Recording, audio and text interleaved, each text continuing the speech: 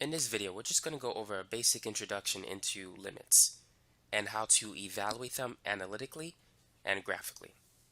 So here's a simple example. Let's say if we want to find the limit as x approaches 2 of the function x squared minus 4 divided by x minus 2. So how can we do so? Well, one way is to use direct substitution. If we plug in 2, notice what will happen. 2 squared is 4. 4 minus 4 is 0. So 0 over 0 is undefined, which we don't know what value that represents. Now sometimes you could find a limit by plugging a value that's close to 2. And that's what you want to do. You want to plug in a number that's close to 2 but not exactly 2. So for example, let's call this f of x. So let's calculate f of 1.9. And let's see what's going to happen. Actually, let's make it 2.1. So let's get a positive answer instead of a negative one.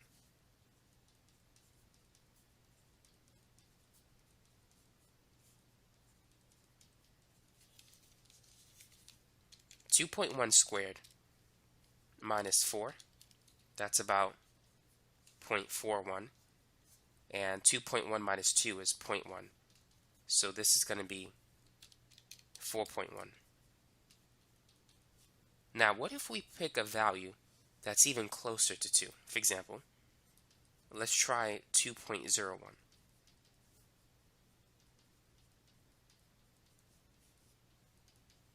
So if you type this in the way you see it in your calculator, you may have to put this in parentheses. You should get 4.01. So notice what's happening. As we get closer and closer to 2, the limit approaches 4. So we could therefore say that the limit as x approaches 2 of this function is equal to 4. And this technique works for any limit. As long as you plug in a number that's very close to whatever this number is, but not exactly that number, if the limit exists, it's going to converge to a certain value. Now sometimes you have to use other techniques to get the answer. In this particular example, we could factor. X squared minus 4, you can write it as x plus 2 times x minus 2. Now we need to rewrite the limit expression until we replace x with 2. Now notice that we can cancel x minus 2. So when this term is gone, we can now use direct substitution because the x minus 2 factor was giving us a 0 in the denominator, which we don't want. So now all we need to do is find the limit as x approaches 2 of x plus 2. So now we can replace x with 2, and 2 plus 2 is 4. And so that's the limit. It approaches a value of 4. Now let's look at another example. What is the limit as x approaches 5 of x squared plus 2x minus 4? So notice that we don't have a fraction. We're not going to get a 0 in the denominator. So for a question like this, you can use direct substitution. So all you got to do is plug in 5. So it's going to be 5 squared plus 2 times 5 minus 4. So that's 25 plus 10 minus 4. And 25 plus 10 is 35. So the limit is going to be 31. And so that's it for that example. But now what about this one? What is the limit as x approaches 3 of x cubed minus 27 over x minus 3? Now if we try to plug in 3, it's going to be 0 over 0, so we don't want to do that. In this case, if you have a fraction like this, see if you can factor the expression. So how can we factor x cubed minus 27? So what we have is the difference of cubes. And whenever you see that, you can use this formula. A cubed minus b cubed is a minus b times a squared plus ab plus b squared. So in our example, a to the third is like x to the third, and b to the third is 27. So a is the cube root of x cubed, which is x, and b is the cube root of 27, which is 3. So this is going to be x minus 3, and then a squared, that's x squared, and then plus ab, so that's 3 times x, and then plus b squared, or 3 squared, which is 9. So now we could cancel the factor x minus 3. So what we have left over is the limit as x approaches 3 of x squared plus 3x plus 9. So at this point, we now can use direct substitution. So it's 3 squared plus 3 times 3 plus 9, which is 9 plus 9 plus 9. Adding 9 3 times is basically multiplying 9 by 3. And so this limit is equal to 27. Now here's another problem that you can work on. So what is the limit as x approaches 3 of 1 over x minus 1 over 3 divided by x minus 3? So for these examples, feel free to pause the video if you want to and try these problems. So in this example, we have a complex fraction. So what do you do in a situation like this? If you get a complex fraction, what I recommend is to multiply the top and the bottom by the common denominator of those two fractions. That is, by x and by 3. So I'm going to multiply the top and the bottom by 3x. So if we multiply 3x by 1 over x, the x variables will cancel. And so what we're going to have left over is simply 3. And if we multiply 3x by 1 over 3, the 3's will cancel, leaving behind x, but there's a negative sign in front of it. Now, for the terms on the bottom, I'm going to leave it in its factored form. So notice that 3 minus x and x minus 3 are very similar. If you see a situation like this, factor out a negative 1. If we take out a negative 1, the negative x will change to positive x, and positive 3 will change to negative 3. So notice that we can cancel the x minus 3 factor at this point. And so what we have left over is the limit as x approaches 3 of negative 1 over 3x. So now we can use direct substitution. So let's replace x with 3. So it's going to be 3 times 3, which is 9. So the final answer is negative 1 divided by 9. So now you know how to evaluate limits that are associated with complex fractions. So here's another example. What is the limit as x approaches 9 of square root x minus 3 over x minus 9? So what should we do if we're dealing with square roots? What I recommend is to multiply the top and the bottom by the conjugate of the expression that has a square root. So the conjugate of square root x minus 3 is square root x plus 3.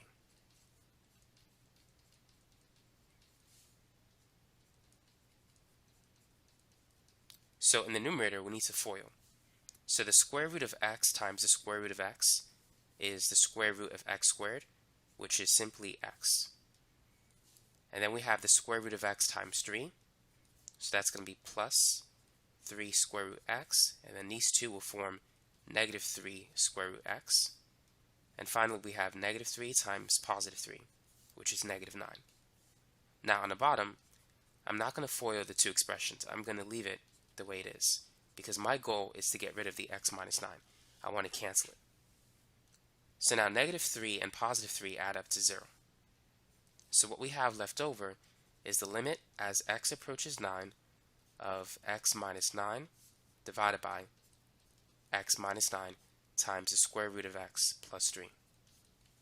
So now at this point, notice that we can cancel x minus 9. And so what we have left over is the limit as x approaches 9 of 1 over square root x plus 3. So now what we can do is replace x with 9. So I'm just going to continue up here. So it's going to be 1 over square root 9 plus 3, and the square root of 9 is 3, and 3 plus 3 is 6. So the final answer is 1 over 6.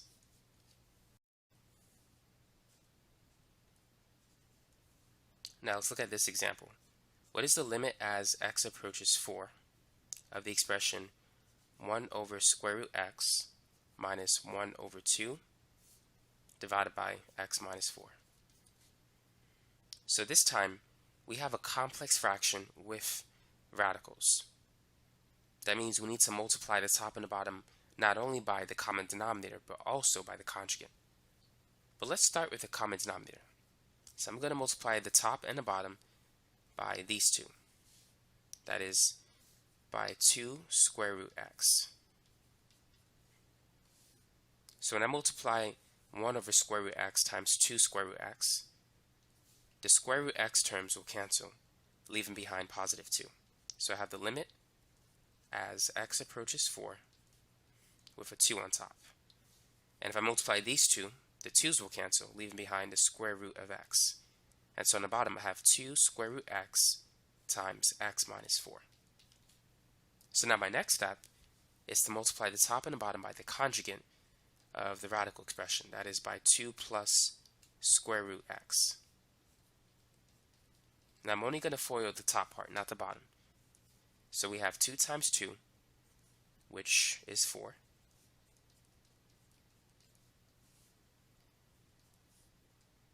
And then we have 2 times the square root of x. And then these two, that's going to be negative 2 square root x. And negative square root x times positive square root x is going to be negative square root x squared, which is negative x. And in the denominator, don't FOIL, just rewrite what you have. If you follow these steps, it won't be that difficult. So now 2 and negative 2 adds up to 0. So what we have left over is the limit as x approaches 4 of 4 minus x divided by all the stuff that we have on the bottom. Now what we're going to do at this point is we're going to factor out a negative 1. So this is now the limit as x approaches 4. So negative 1, and this is going to change to positive x, and plus 4 is going to change to negative 4, just like we did before. So now notice that we can cancel the x plus 4 terms at this point.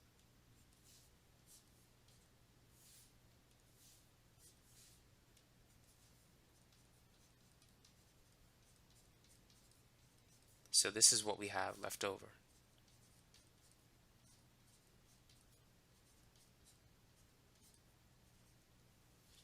So now let's replace x with 4. So it's negative 1 divided by 2 square root 4 times 2 plus square root 4. So the square root of 4 is 2. And 2 times 2, that's going to be 4. And 2 plus 2 is 4. And 4 times 4 is 16. So the final answer is negative 1 divided by 16. And so that's going to be the limit. Now let's talk about how to evaluate limits graphically. So let's say if we want to calculate the limit as x approaches negative 3 from the left side. And let's say this graph represents the function f of x. So what can we do? So to evaluate the limit, you're looking for the y value. So first, identify where x is negative 3. X is negative 3 anywhere along that vertical line. Now we want to approach that vertical line from the left side. So therefore, you want to follow the curve from the left until you get to that point. So notice that the y value here corresponds to positive 1. So therefore, the limit as x approaches 3 from the left side is 1. Now what about from the right side? So you want to approach the vertical line at negative 3 from the right. So we got to follow this curve. So notice that the y value here is negative 3. So therefore, the limit as x approaches negative 3 from the right side, that's negative 3. Now what about the limit as x approaches negative 3 from either side? If the left-sided limit and the right-sided limit are not the same, then the limit does not exist. So these two are known as one-sided limits. Now what about f of negative 3? What is the value of the function when x is negative 3? To find it, identify the closed circle which has a y value of negative 3. So this is it.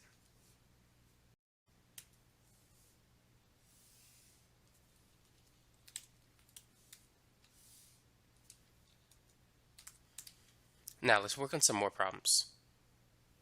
So what is the limit as x approaches negative 2 from the left side? Go ahead and try this one. So identify the vertical line at negative 2. So we want to approach that line from the left side.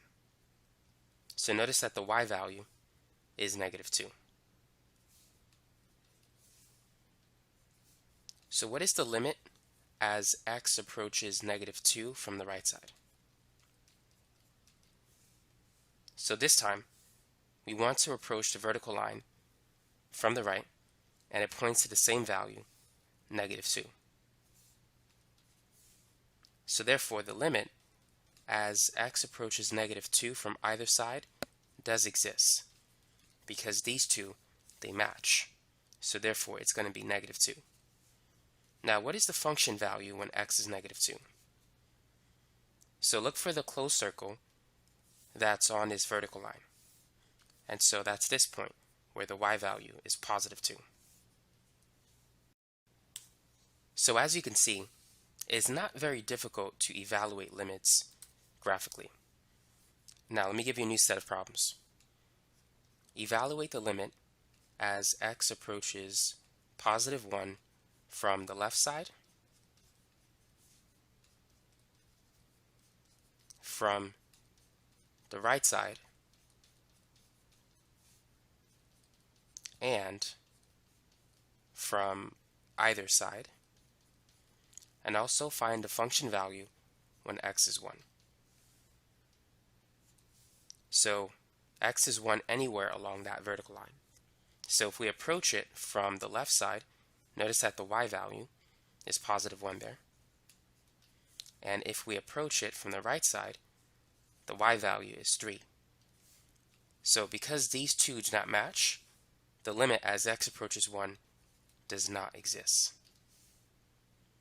Now the function value at 1 is the closed circle, which has a y value of 2.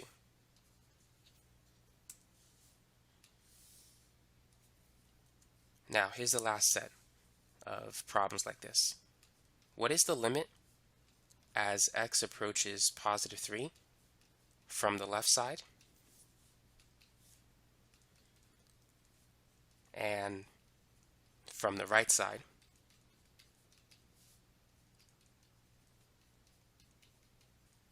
and from either side, and then find the function value at 3.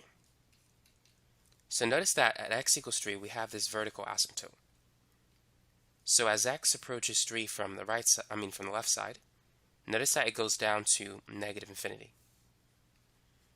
And as we approach 3 from the right side, it goes all the way up to positive infinity. Now these two do not match, so therefore the limit does not exist. And the function value at 3 is going to be undefined. So a good example of having a vertical asymptote at x equals 3 would be a function like this, 1 over x minus 3. And if you plug in 3, you're going to get 1 over 0, which is undefined. So whenever you have a 0 in the denominator, at that point you have a vertical asymptote, and it's undefined at that point.